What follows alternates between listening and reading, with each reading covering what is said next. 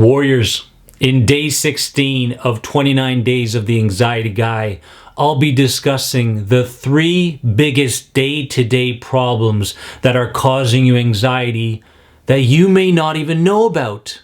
Let's go.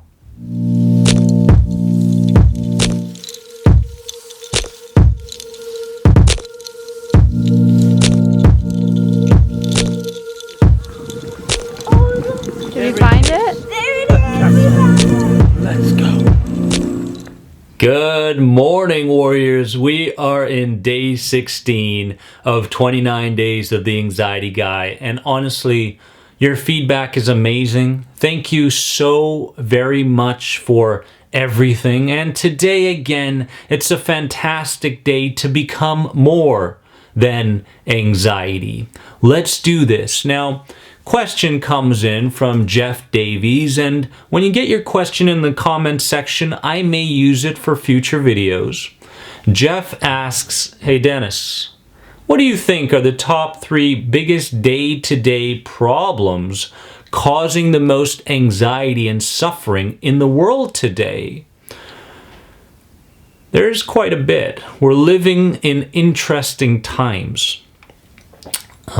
Interesting would be an interesting word to describe these times. But there are things that pass a person's consciousness that may be affecting them that I want to bring to attention. Now, of course, there are many things that could be causing you anxiety, but I want to pinpoint the 3 that I believe are the most potent. The first one are jobs.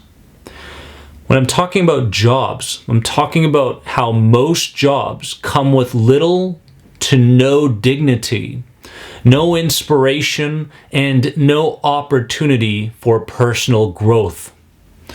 It's almost like the job turns you from a creative genius to a stale brick.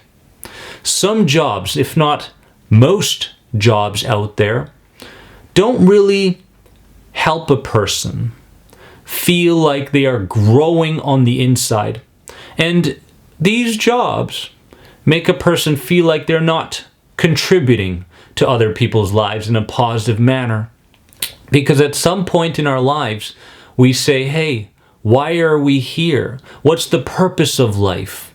And many people can admit that one of, if not the only purpose of life is to better our world in some way. So when a person's spending 6, 8, 10, 12, 14 hours a day, spending this time in a job that's not fulfilling and they feel like they're not contributing, then we need to question that time that's being spent, because you don't want to be the richest man or woman in the graveyard. You don't want to be 60, 70 years old and look back and go, wow, I wasted a lot of time doing something that I really didn't enjoy or really didn't help other people. So we need to question this particular aspect in our lives. The second thing is the way we use social media. Now, we use social media as an entertainment hub rather than an educational platform. And what I mean by that is, if you look at the amount of hours that you spend, and nowadays it is hours, we're not talking about minutes. You know, as a society, a lot of people, many people out there are constantly on different social media platforms. Look at the difference in hours you're spending checking other people's stuff, replying to, their posts, recognizing what other celebrities are doing, whatever it may be. Notice how you're using it to entertain yourself compared to the amount of time that you're spending on social media educating yourself. Because there is a lot of education on social media. There are quotes out there that make you think. There are people and influencers out there that post blog posts and podcasts and such, and you can be redirected through those links. I want you to look at how you're using social media. And honestly, I do have a rule with this. And the rule would be somewhere between 70-30 or 80-20 in terms of how much time you're spending educating yourself in social media compared to just entertaining yourself. So if 80% of your time on social media is being spent educating yourself and connecting with like-minded, outcome-focused people, good for you. That means that 20%, yeah, you can dabble in other stuff and entertain yourself. So 80-20, you want to make sure that it's not the other way around, okay? Because can it cause anxiety? Yes, and there are multiple reasons for why. The third day-to-day reason I believe that anxiety is on the up and up around the world is because of energetically negative people. Energetically negative people. Because, first reason, our subconscious minds pick up on energy fields. Okay?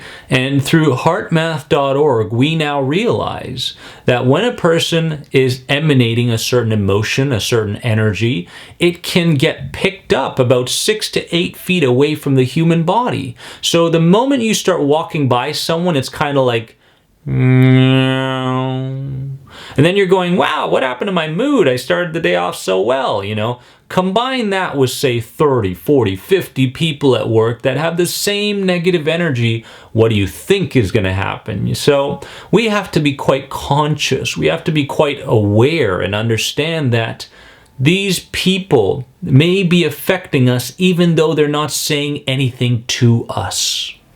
The second reason is we settle for negative people as friends because we feel inferior to and jealous of positive people. I remember when I was suffering from anxiety, I remember looking at these positive people and going, oh my goodness. Ambulance.